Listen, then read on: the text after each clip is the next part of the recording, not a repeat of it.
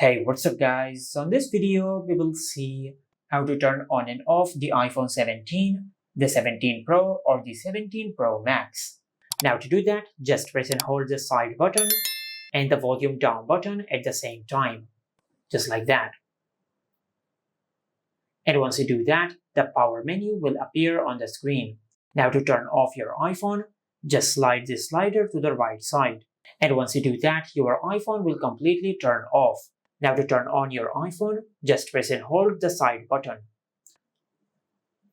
Now just press and hold the side button until the Apple logo appears on the screen. After the Apple logo appears on the screen, just release the side button. And as you can see, we have successfully turned on our iPhone.